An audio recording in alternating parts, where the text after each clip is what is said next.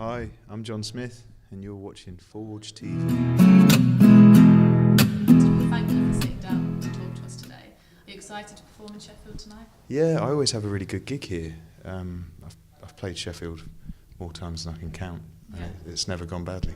Have you played here before? Never in this place, no. No? No. It's quite good, it's like quite an intimate vibe.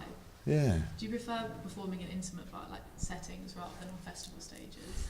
Yeah, most of the time you can have a stronger connection with the crowd, but there are some festivals where it doesn't really matter how big it is, but if people are into it, then you can experience some kind of intimacy even if you're on a huge stage.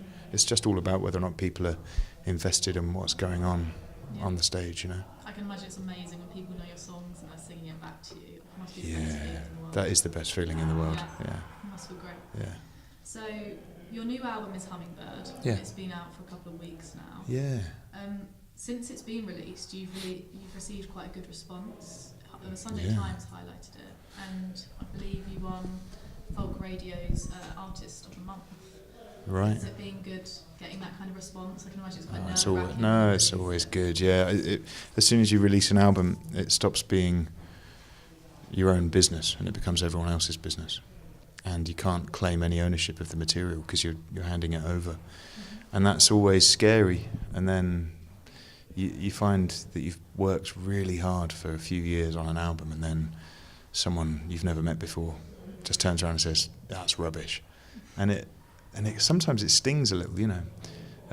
But when people turn around and they say it's great and they've listened to it and they've clearly taken it in and given it a good review, it's a nice feeling. I stopped reading reviews a few years ago, but on this one, like, friends were saying, "Oh, you got a review in this magazine and this magazine." I've been checking it out, you know, because I'd given up because it's too weird to read your own reviews sometimes. Yeah. But with this one, I've started reading them again, and it's just quite nice. Yeah. You want to ignore like any bad review anyway. Don't you? It's usually some rubbish critic who just wants to get. Yeah, sometimes, but then sometimes it's people who know their stuff and they give pretty useful feedback, and you kind of have to take it on board. But then you get stuck in the trap of writing music the way people want it to be heard, and they can just go and listen to something else at the end of the day. That's the best attitude to take. That's how I would take it. Yeah, sure. Right.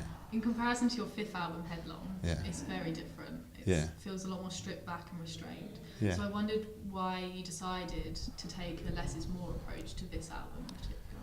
Because I've played a lot of solo gigs over the years where it's just been me and a guitar, and I've been singing these folk songs in that setting, and I wanted to represent that properly. So going in, getting as good a guitar sound as possible, and maybe putting some strings on it, and then maybe peeling them right back, and ending up just with guitar and vocal felt really good. Yeah. Yeah, well, it's definitely played off. Like it's a really beautiful album. Oh, thank you. You've performed, as you say, like a lot of the songs on the album before on stage. Yeah. So I wondered why now you've decided to record them rather than like earlier on. Yeah, I don't know. I suppose they're well practiced now, and I can play them properly. Maybe it just felt like the right move, you know. Yeah. Headlong was an interesting ride and opened a lot of doors, but I just wanted to now represent the folk music that I've grown up with and love, you know. Yeah. And your new song Hummingbird is one of the 3 original songs on the album. Yeah. And it's what the album obviously is titled after. You said in your interview to Folk Radio that it only took you 20 minutes to write this song. Yeah. So do you find that your best songs come in these kind of creative flashes? My 3 most successful songs have happened that way, probably. But then, I mean, successful in terms of streaming and stuff like that. But the one, there's no sort of hard and fast rule. Most of the time, a song will take me months, maybe years.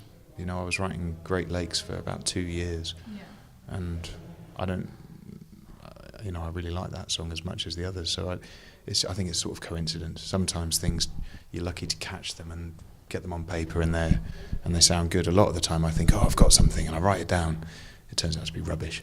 So do you have a situation where you have the lyrics but not the melody to go with it? Yeah. It just takes you a while to figure. For sure. Well, that's what happened with Hummingbird.